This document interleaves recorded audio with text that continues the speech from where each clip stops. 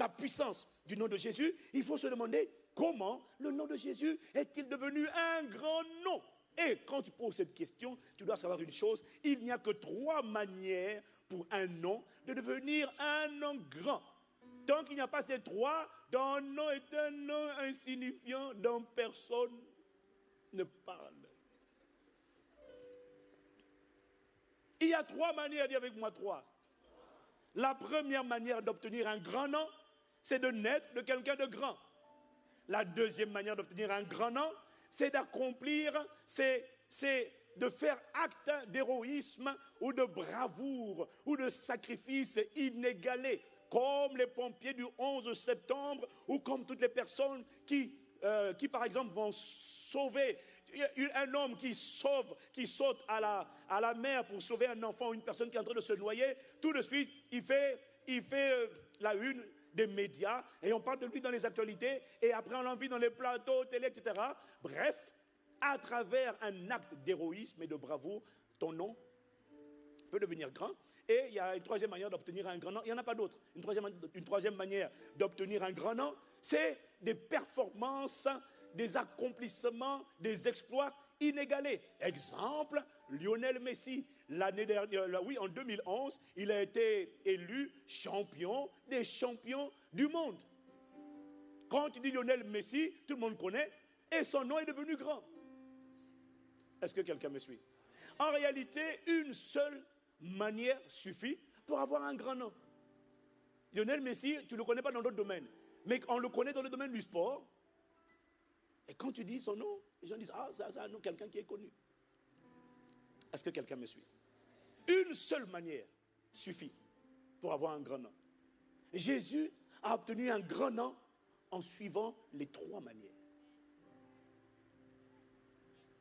Ma prière, Seigneur, aide-nous à sortir de là avec une révérence, le plus grand respect, la plus grande admiration pour le nom de Jésus. Comment Jésus a-t-il obtenu un grand nom? Premièrement, à sa naissance. Luc chapitre 1, verset 31 à 35. La Bible dit, « Et voici, lui dit l'ange, tu deviendras enceinte et tu enfanteras un fils, et tu lui donneras le nom de Jésus. » Dis avec moi le nom de Jésus. Il sera grand. Tu soulignes, il sera grand. Et sera appelé fils du Très-Haut. Et le Seigneur Dieu lui donnera le trône de David, son père. Il régnera sur la maison de Jacob éternellement, et son règne n'aura point de fin. Marie dit à l'ange, comment cela se fera-t-il, puisque je ne connais point d'homme? L'ange lui répondit, le Saint-Esprit viendra sur toi, et la puissance du Très-Haut te couvrira de son ombre. C'est pourquoi le Saint-Enfant qui naîtra de toi sera appelé Fils de Dieu. Comment Jésus a-t-il obtenu un grand nom? Simple. La Bible dit, le fait d'être né du Saint-Esprit suffisait.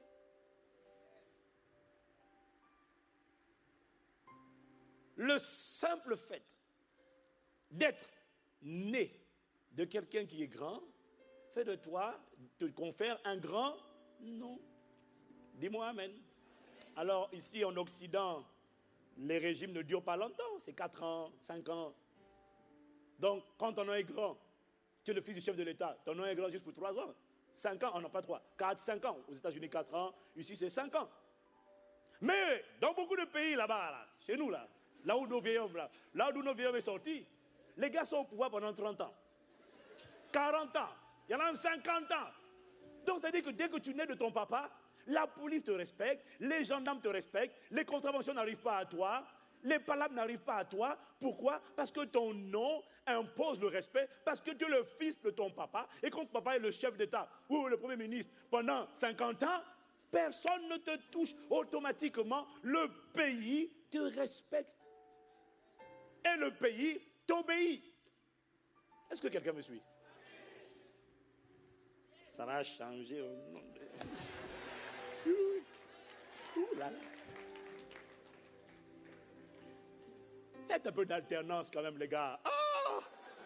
Oh, dis-moi amen. Dis que quelqu'un entende là. Ils vont voir ça à la télé. Dis-moi amen là.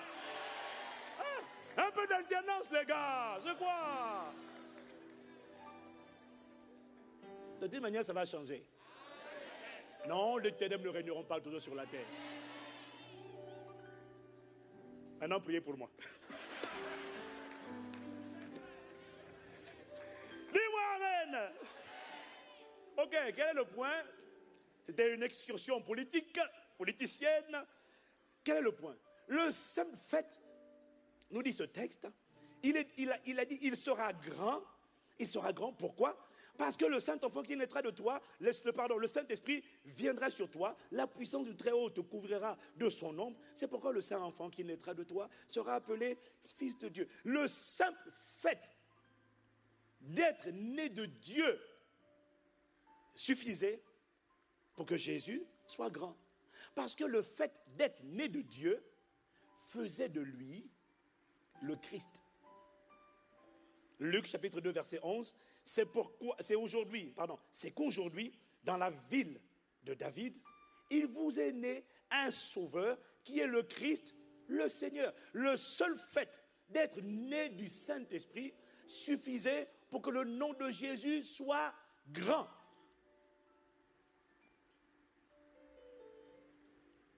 Quelqu'un me dit amen. Quelqu'un me dit amen. On l'appelait Jésus, mais Jésus était le Christ. Ça veut dire qu'il était né d'Esprit Saint. Il avait la même nature que Dieu. Il était descendant de Dieu, fils de Dieu. Ça suffisait pour qu'il soit grand. Dis-moi amen. Donc, la bonne nouvelle, c'est que si tu es né de nouveau, par conséquent, né d'Esprit Saint, toi aussi, tu es un Christ sur la terre. Donc, Ivan devient automatiquement grand à cause du fait que c'est Ivan Christ. C'est le résident Christ.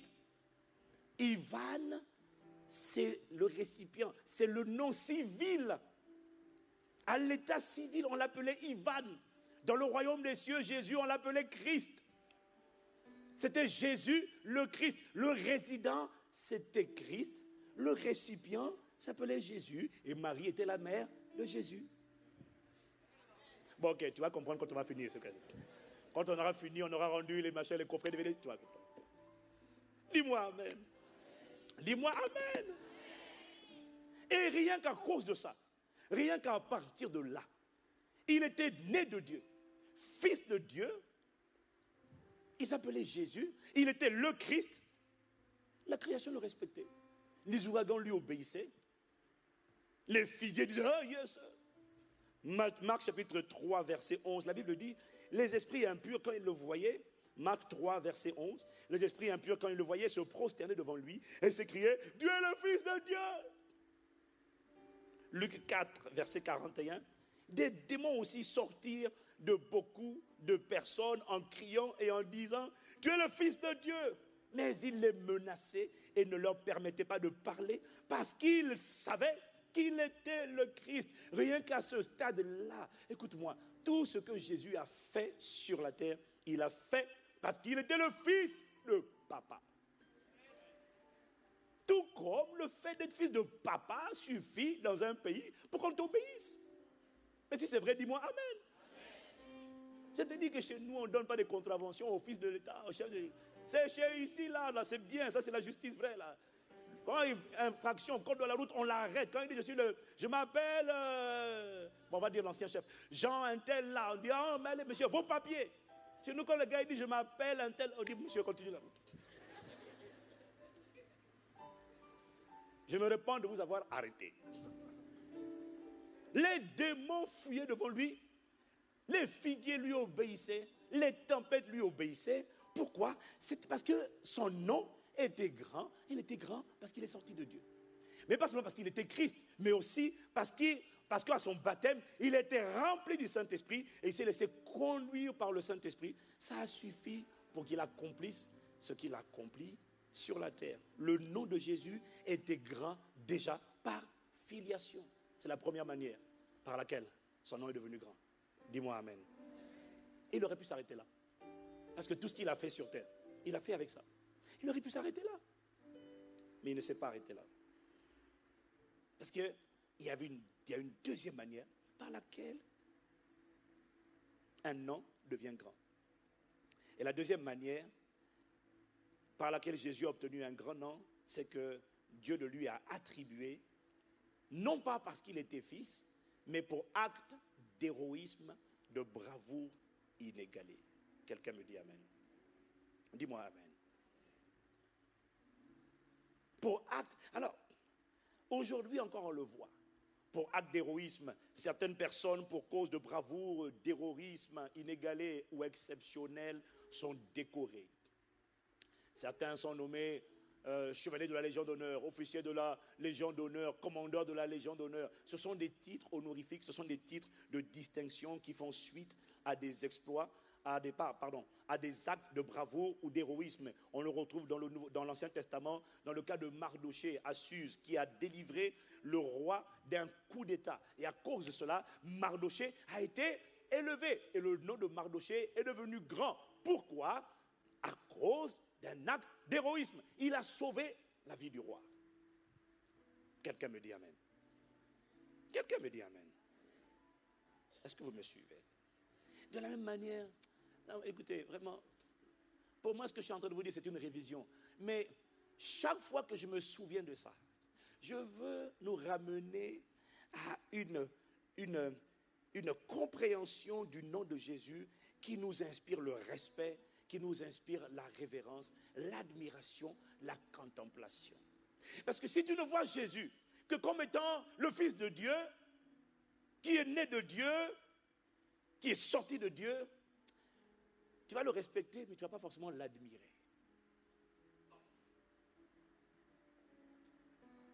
Mais il y avait un nom, un attribut, un qualificatif dans le ciel qu'on appelait le nom au-dessus de tout nom.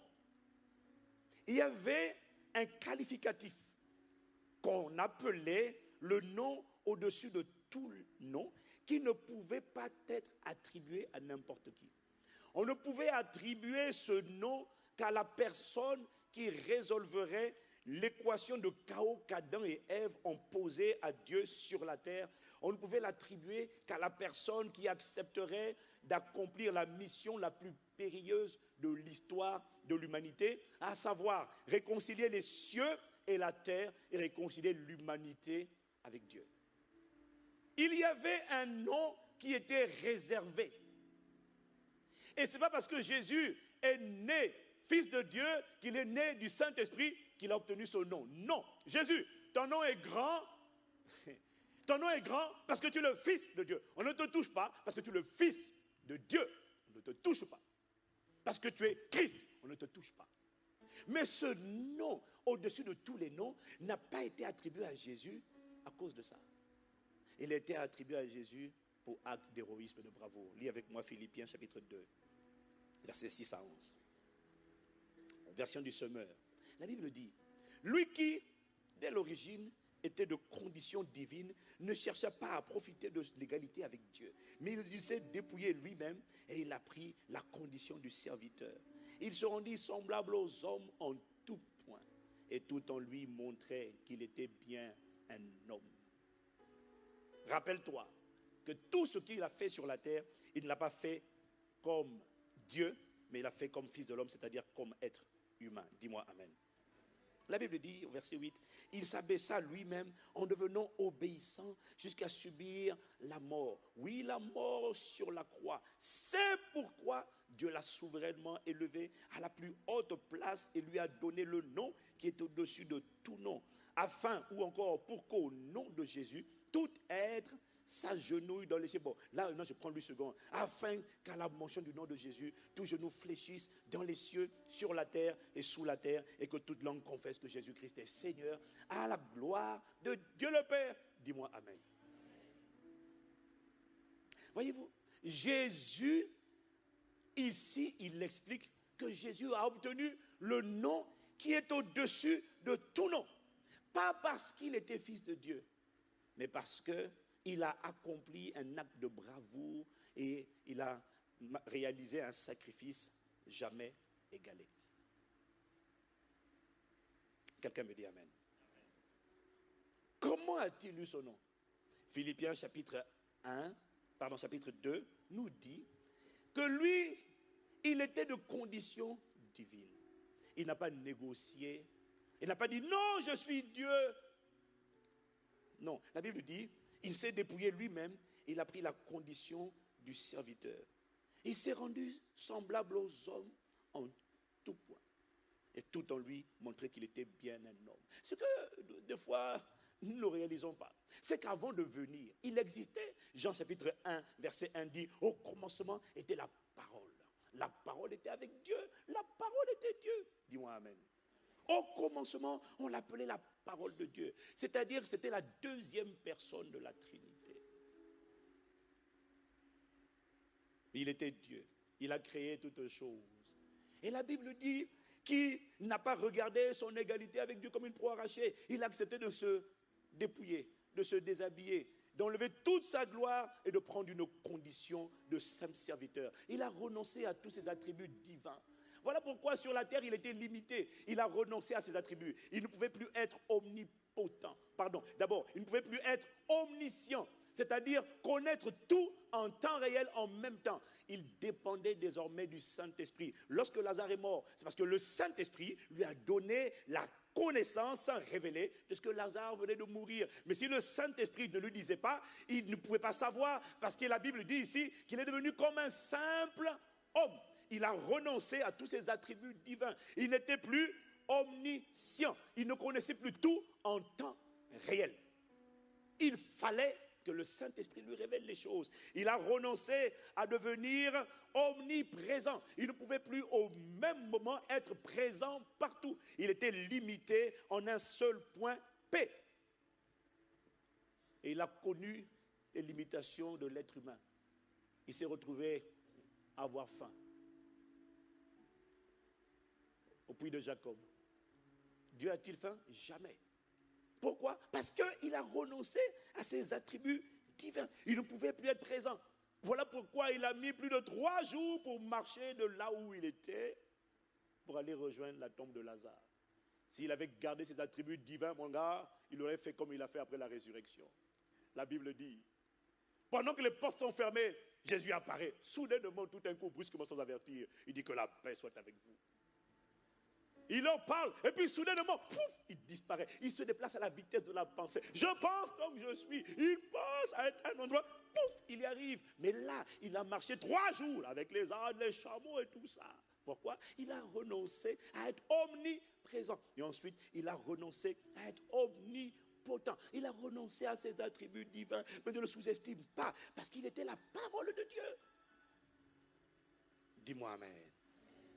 Le livre d'Apocalypse, au chapitre 19, versets 13 à 16, te révèle. Ce n'était pas un petit, ce n'était pas l'enfant Jésus. Ce n'était pas l'enfant Jésus, ce n'était pas un enfant.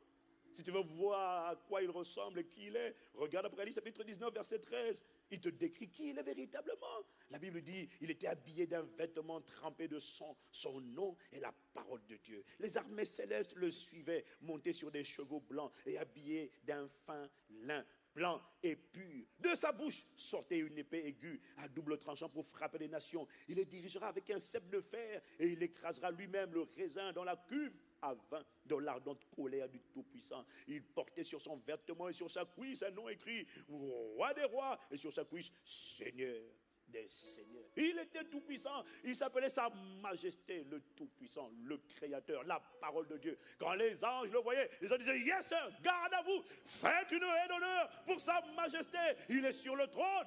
Respect, révérence. Personne ne le méprisait. Personne ne le... Non, jamais de la vie. Il était la parole de Dieu. Il était le roi des rois. Et il était le Seigneur des seigneurs. Autrement dit, il était le chef d'État de l'univers et de l'éternité. Quelqu'un me dit amen. Et c'est lui, Dieu, le Fils, c'est-à-dire la deuxième personne de la Trinité, qui un jour a accepté de quitter son trône. Et il n'a pas fait sous la contrainte. Personne ne le lui a imposé. Quand tu lis la Bible, tu comprends ce qui se passe. Dans Hébreux chapitre 10, versets 5 à 7, regarde la conversation entre Dieu le Père et Dieu le Fils. C'est pourquoi Christ, entrant dans le monde, dit, Tu n'as voulu ni sacrifice, ni offrande. Mais tu m'as formé un corps. Tu n'as agréé ni holocauste, ni sacrifice pour le péché. Alors j'ai dit, voici, je viens dans le livre, dans le rouleau du livre, il est question de moi pour faire, oh Dieu, ta volonté. Ça, c'est la conversation entre le Père et le Fils, que le livre, l'auteur de l'Épître aux Hébreux, résume ici. Le Fils a parlé au Père. Il a dit, bon, tu en as eu assez des boucs et des taureaux. Et autant marqué, j'ai dit, j'ai accepté. La Bible dit, Christ, en entrant dans le monde, dit, tu n'as voulu ni sacrifice ni offrande. Alors je viens. Pas sous la contrainte, mais par amour. Quelqu'un me dit Amen. Et moi, je n'oublierai jamais cette anecdote du pasteur Karambiri qui nous expliquait l'histoire de cette femme élevée au sol, à la droite de Dieu. Et sol, à la droite de Dieu. Couronné de mille couronnes, tu resplendis comme un soleil radieux.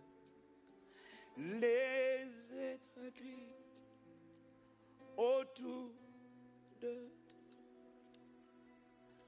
À l'agneau soit.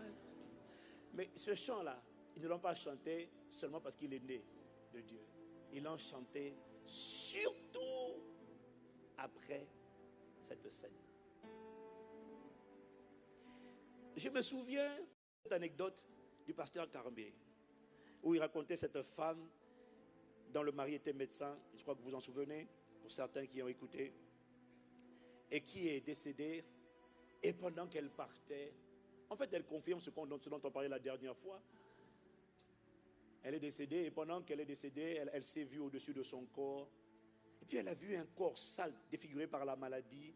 Et puis elle s'est vue au-dessus. Et elle leur disait, mais je vais bien, je vais bien, je vais bien. Ne pleure pas. Et lui, pendant que le chirurgien disait, mais comment vais-je annoncer cette mauvaise nouvelle à son mari? Comment vais-je faire pour annoncer ça à son mari? Elle dit, mais non, je vais très bien. Et les gens, évidemment, eux, ils n'entendaient pas. Alors qu'elle était bien. Et puis elle raconte comment elle était aspirée par une lumière. Et puis soudainement, elle a été immobilisée. Et la voix du Seigneur lui a dit, retourne dans ton corps, ce n'est pas ton temps.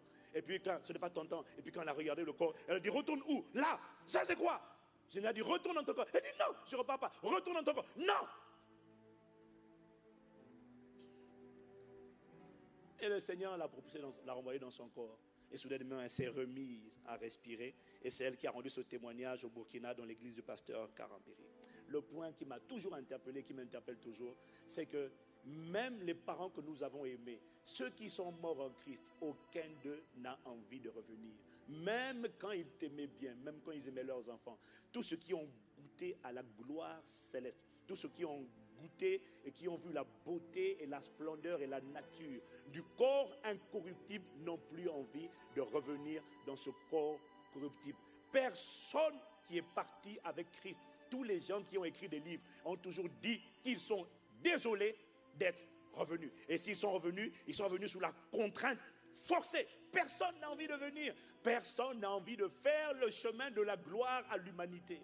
Comment toi, Jésus, tu fais pour faire le chemin de la gloire à l'humanité? Le chemin que personne n'a envie de prendre. Tout le monde a envie de prendre le chemin dans le sens inverse, de l'humanité à la gloire, du corruptible à l'incorruptible. Personne n'a envie de faire ça. Mais lui, il a accepté de prendre une enveloppe humaine. Et non seulement il a accepté de devenir humain, si encore il avait accepté de devenir un être humain pour recevoir le faste, pour recevoir la louange, la célébration des hommes. Mais non, la Bible dit qu'il a accepté de paraître comme un simple homme. Mais non seulement il a accepté de paraître comme un simple homme, mais il a accepté de devenir l'agneau de Dieu qui ôte le péché du monde. La Bible dit dans 2 Corinthiens 5, verset 21, celui qui n'a point connu le péché, Dieu l'a fait devenir péché pour nous, afin que nous devenions en lui justice de Dieu. Imagines-tu la scène où en une seule personne, on arrive à catégoriser. Imagine-toi, tu vois une personne et tu dis, lui, c'est cancer. C'est le cancer. Imagine-toi un être humain qui, à lui tout seul, résume le cancer. tous les cancers, que ce soit l'intestin, le foie, le cerveau, la bouche, la gorge, tout. Imagine-toi une personne, déjà quand une personne est atteinte d'un seul cancer, regarde son aspect. Maintenant, imagine-toi tous les cancers de la planète dans un seul corps humain. Et on dit, voici le cancer personnifié. Mais là, on n'a pas dit voici le cancer personnifié.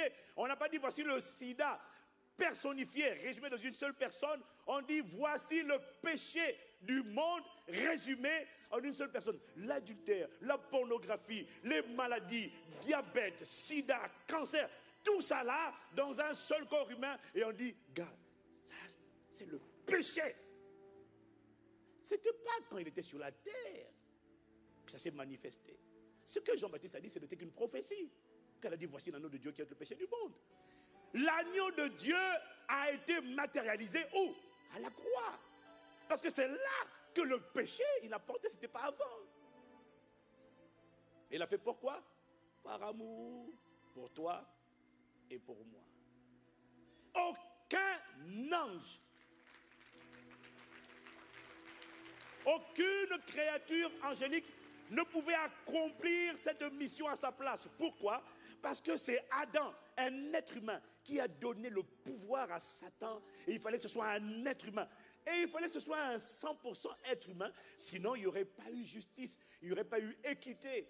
C'est Adam, un être humain normal, qui a vendu la terre. Il fallait que ce soit un être humain, 100% humain, normal, qui récupère la terre. Voilà pourquoi, pour que ce soit équitable, il a enlevé sa tenue de Dieu. Il a paru comme un simple homme. Il n'était pas obligé de le faire. Il a fait par amour. Et moi, quand je réfléchis à ça, je me dis, en lisant l'histoire, il a eu plusieurs... Parce que c'est quand même terrible. Tu es le Tout-Puissant. Il te suffit d'une seule parole pour qu'une légion d'anges vienne, intervienne et te délivre. Et quand tu lis l'histoire de Jésus dans le jardin de Gethsémane, tu réalises, il savait qu'il était Dieu. Il savait qu'il lui suffisait de dire une parole suffisait pour que la scène appelée la passion de Christ cesse et que les moqueries des êtres humains cessent immédiatement. Comment peut-on être sa majesté? Même la Bible dit que même les anges désiraient plonger leur regard tellement ils ne comprenaient pas un tel mystère. Ils ne comprenaient pas comment des êtres humains, des moustiques devant qui ils ne sont, devant qui eux ne sont que poussière, comment des êtres humains peuvent dire à sa majesté. D'abord même on ne comprend même pas ce que sa majesté est allée faire dans un corps humain. Et en plus, sa majesté est défigurée. Et en plus, ces vermisseaux, ces insolents et insensés êtres humains rebelles qui osent lui parler avec mépris en lui disant « Si tu es le Fils de Dieu, descends de la croix ». J'imagine déjà les anges en train de dire, archange Michael dire « Majesté, laisse-nous frapper tous ces hommes. On les fait disparaître en une seule fraction de seconde. » Et il dit « Non, ne boirai-je pas la coupe que mon Père m'a donnée à boire ? Laisse-nous intervenir. » Et puis pendant ce temps, tu as des êtres humains qui sont là. Il est le Fils de Dieu.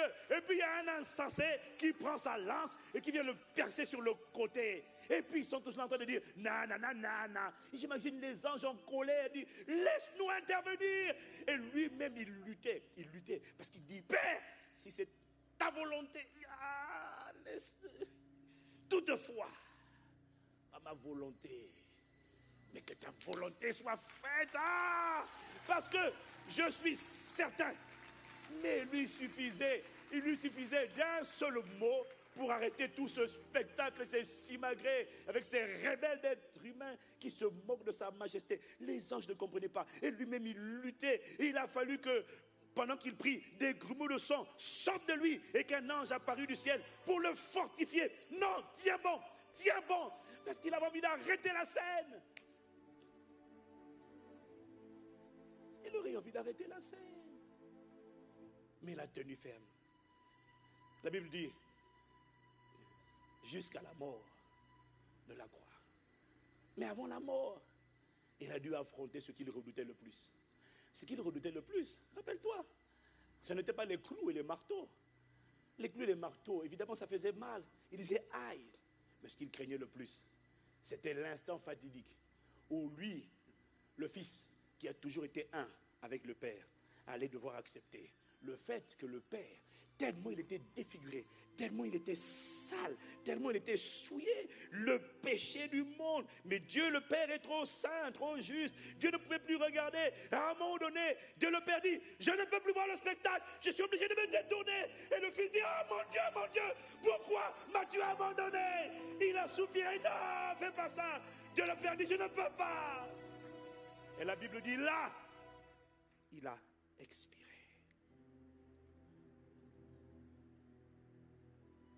Dès qu'il a expiré.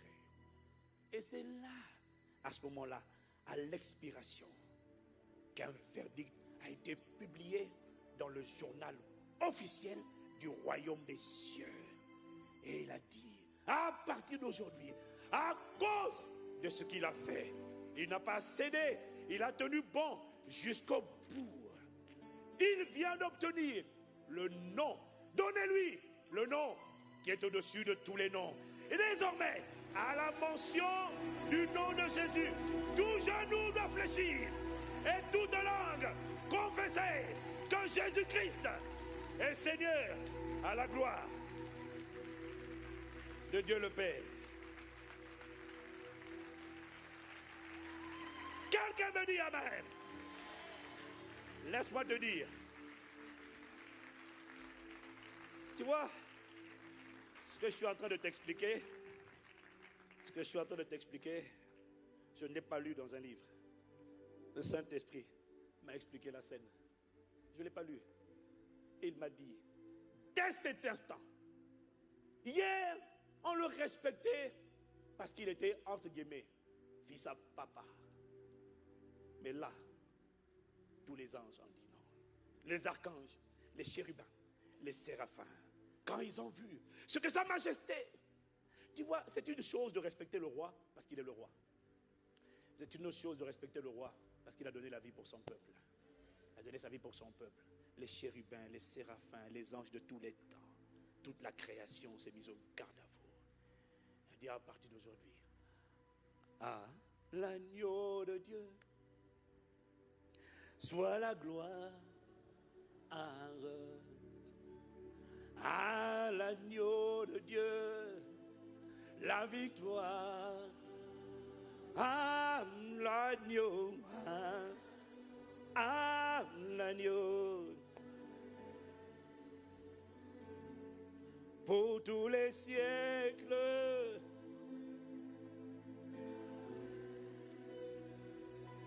Vous voyez, là, cette étape-là était suffisante. Parce que par cette manière de faire, le nom de Jésus était déjà grand. Il était grand déjà la première fois. Et il a additionné la deuxième manière. Pour des questions de temps, la troisième, je vais juste, asseyez-vous juste de 5 minutes. Je ne vais pas développer.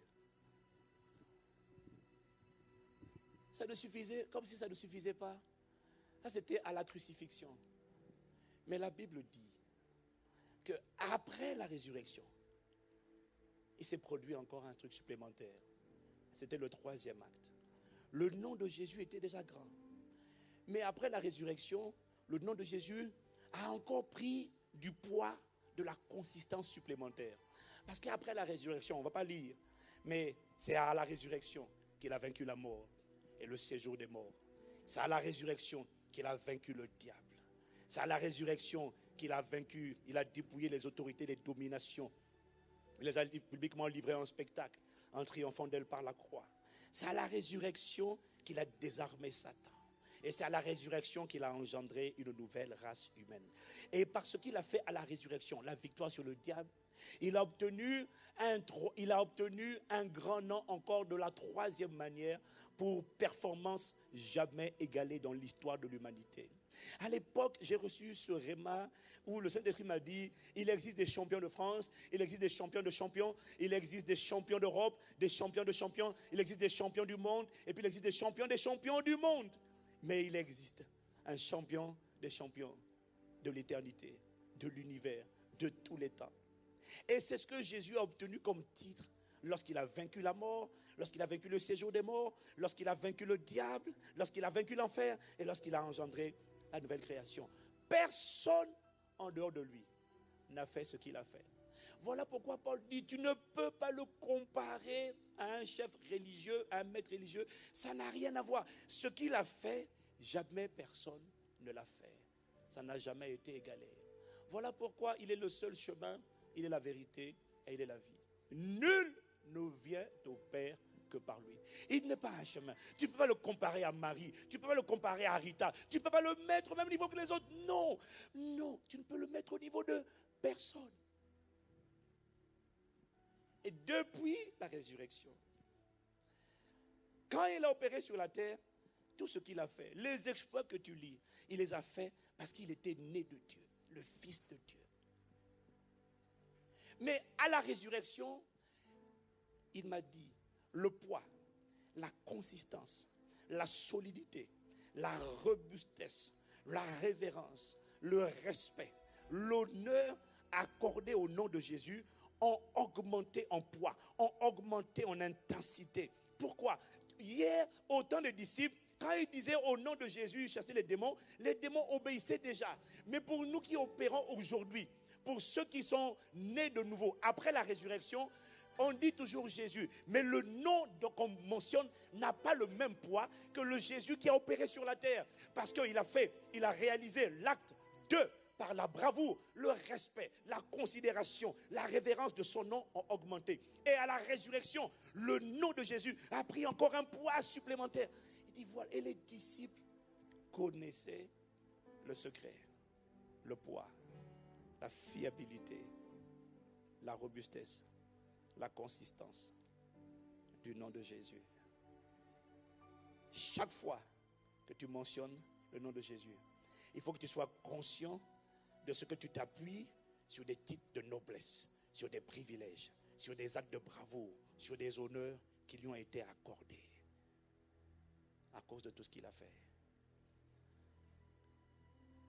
Seigneur, donne-nous, comme les anges, comme la création, une autre perception, un autre regard, un autre respect. Comme les anges se sont mis au garde à vous, donne-nous, nous aussi. Quand nous adorons, l'envie de nous mettre au garde à vous, parce que certaines personnes regardent le plafond parce qu'elles n'ont pas compris dans la présence de qui nous nous trouvons. La présence de celui pour lequel un verdict a été promulgué après la résurrection. Et ce verdict a dit que tous les anges l'adorent. Alors laisse-moi t'adorer et te regarder comme les disciples t'ont vu, non pas comme étant simple. Non, non, non, non, non. Fais-nous te respecter comme tu es digne d'être respecté. Jamais personne n'a fait pour moi et pour toi ce qu'il a fait. Il n'était pas obligé. Il a bravé la mort. Il a bravé les insultes, les injures, les critiques. Il a bravé tout ce qu'il a bravé. Et comme si ça ne suffisait pas. Ensuite, il est parti dans le séjour des morts. Il a récupéré les clés de l'enfer. Il a récupéré les clés de la mort. Il a désarmé Satan.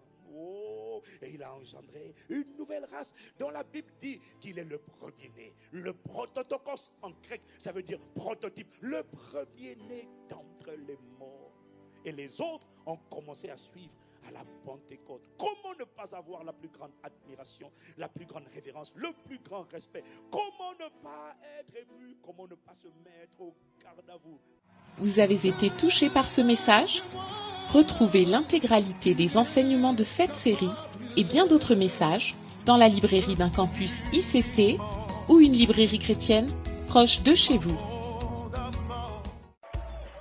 Vous désirez passer de l'information à la transformation. Alors rejoignez le centre de production de champions en Christ par excellence.